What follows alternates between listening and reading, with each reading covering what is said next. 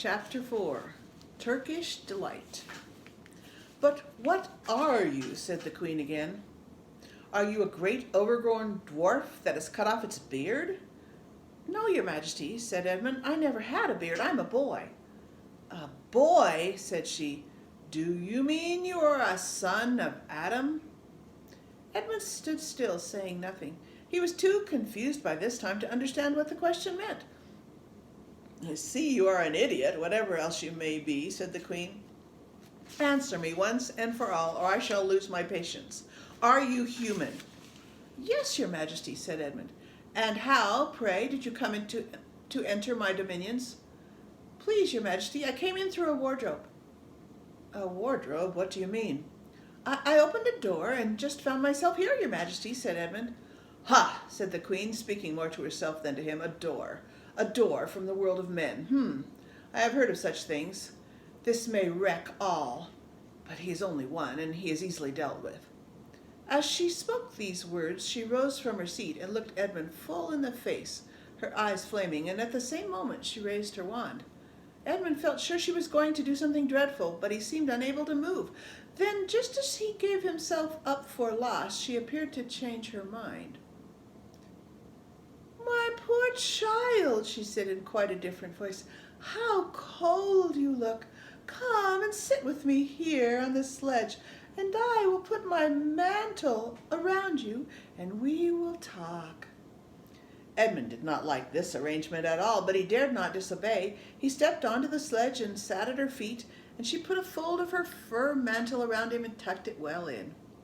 "Perhaps something hot to drink," said the queen. "Should you like that?" "Yes, please, your majesty," said Edmund, whose teeth were chattering.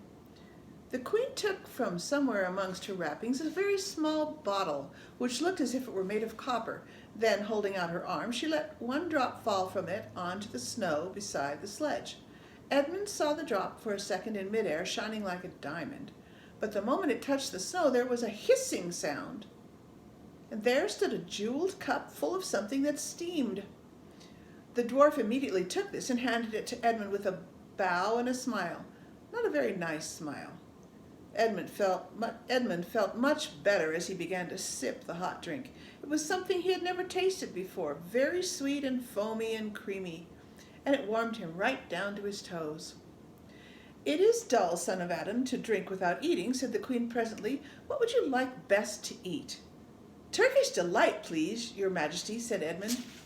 Turkish Delight is a kind of a jelly candy that comes in squares, oftentimes with powdered sugar around it, but it's kind of like a gumdrop, almost like a little softer than a gumdrop, and we don't see it very often anymore. The queen let another drop fall from her bottle onto the snow, and there instantly appeared a round box tied with green silk ribbon, which, when opened, turned out to contain several pounds of the best Turkish Delight. Each piece was sweet and light to the very center, and Edmund had never tasted anything more delicious. He was quite warm now and very comfortable. While he was eating, the queen kept asking him questions.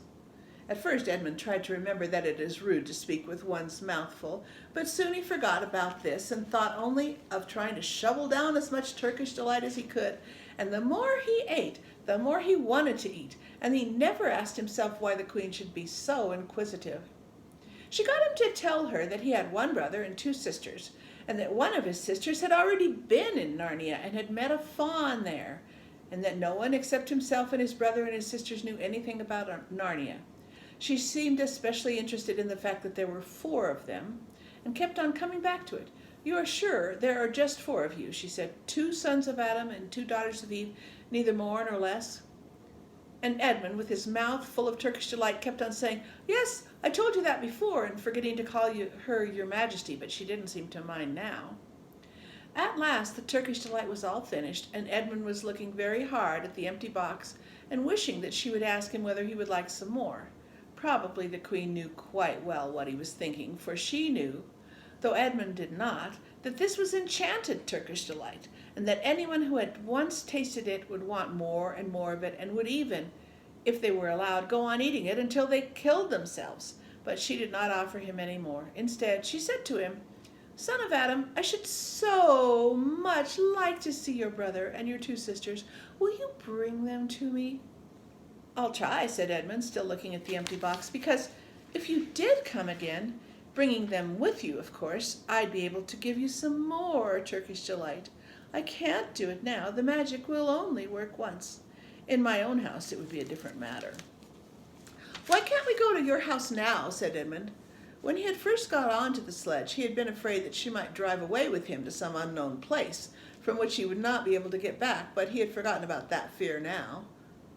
It is a lovely place, my house, said the Queen. I am sure you would like it. There are whole rooms full of Turkish delight, and what's more, I have no children of my own. I want a nice boy whom I could bring up as a prince, and who would be king of Narnia when I am gone. While he was prince, he would wear a gold crown and eat Turkish delight all day long. And you are much the cleverest and handsomest young man I've ever met. I think I would like to make you the prince some day, when you bring the others to visit me. Why not now? Said Edmund. His face had become very red, and his mouth and fingers were sticky. He did not look either clever or handsome, whatever the Queen might say. Oh, but if I took you there now, said she, I shouldn't see your brother and your sisters. I very much want to know your charming relations. You are to be the prince and later on the king, that is understood. But you must have courtiers and nobles. I will make your brother a duke and your sisters duchesses. There's nothing special about them, said Edmund. And anyway, I could always bring them some other time. Ah, but once you were in my house, said the Queen, you might forget all about them.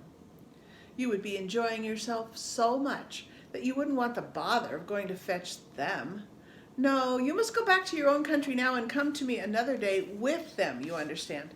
It's no good coming without them. But I don't even know the way back to my own country, pleaded Edmund. That's easy, said the Queen. Do you see that lamp? She pointed with her wand, and Edmund turned and saw the same lamppost under which Lucy had met the fawn.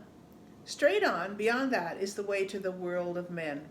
And now look the other way. Here she pointed in the opposite direction, and tell me if you can see two little hills rising above the trees. I think I can, said Edmund. Well, my house is between those two hills, so next time you come you have only to find the lamppost and look for those two hills and walk through the wood till you reach my house. You'd better keep the river on your right when you get to it. But remember, you must bring the others with you. I might have to be very angry with you if you came alone. I'll do my best, said Edmund. And by the way, said the Queen, you needn't tell them about me. It would be fun to keep it a secret between us two, wouldn't it? Make it a surprise for them. Just bring them along to the two hills. A clever boy like you will easily think of some excuse for doing that. And when you come to my house, you could just say, let's see who lives here, or something like that. I am sure that would be best. If your sister had met one of the fawns, she may have heard strange stories about me. Nasty stories that might make her afraid to come to me. Fawns will say anything, you know. And now, please, please, said Edmund suddenly, please, couldn't I have just one piece of Turkish delight to eat on the way home? No, no, said the Queen with a laugh. You must wait till next time. While she spoke, she signaled to the dwarf to drive on, but as the sledge swept away out of sight, the Queen waved to Edmund, calling out, next time, don't forget, come soon. Edmund was still staring after the sledge when he heard someone calling his own name, and looking round, he saw Lucy coming towards him from another part of the wood. Oh, Edmund, she cried, so you've got in too. Isn't it wonderful? And now, all right, said Edmund, I see you were right, and it is a magic wardrobe after all. I'll say I'm sorry if you like, but where on earth have you been all this time? I've been looking for you everywhere. If I'd known you had got in, I'd have waited for you, said Lucy, who was too happy and excited to notice how snappishly Edmund had spoken, or how flushed and strange his face was. I've been having lunch with dear Mr. Tumnus the Fawn, and he's very well, and the White Witch hasn't done nothing to him for letting me go, so he thinks she can't have found out, and perhaps everything is going to be all right after all. The White Witch, said Edmund, who's she? She is a perfectly terrible person, said Lucy. She calls herself the Queen of Narnia, though she has no right to be queen at all, and all the fauns and dryads and naiads and dwarfs and animals, at least all the good ones, simply hate her. And she can turn people into stone and do all kinds of horrible things. And she has made a magic so that it is always winter in Narnia. Always winter, but it never gets to be Christmas. And she drives about on a sledge drawn by a reindeer with her wand in her hand and a crown on her head. Edmund was already feeling uncomfortable from having eaten too many sweets, and when he heard that the lady he had made friends with was a dangerous witch, he felt even more uncomfortable. But he still wanted to taste that Turkish delight, again, more than he wanted anything else. "Who told you all that stuff about the White Witch?" he said. "Mr. Tumnus, the faun." "You can't always believe what fauns say," said Edmund, trying to sound as if he knew far more about them than Lucy. "Who said so?" asked Lucy.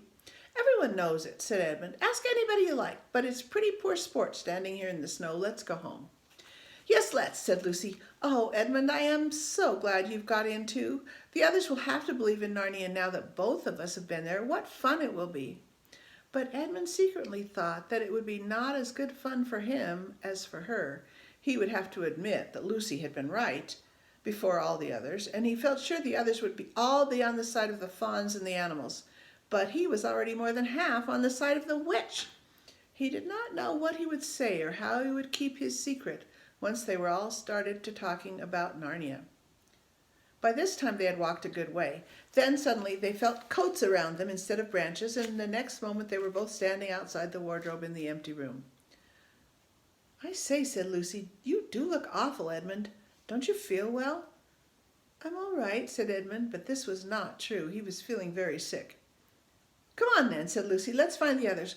What a lot we shall have to tell them, and what wonderful adventures we shall have now that we're all in it together."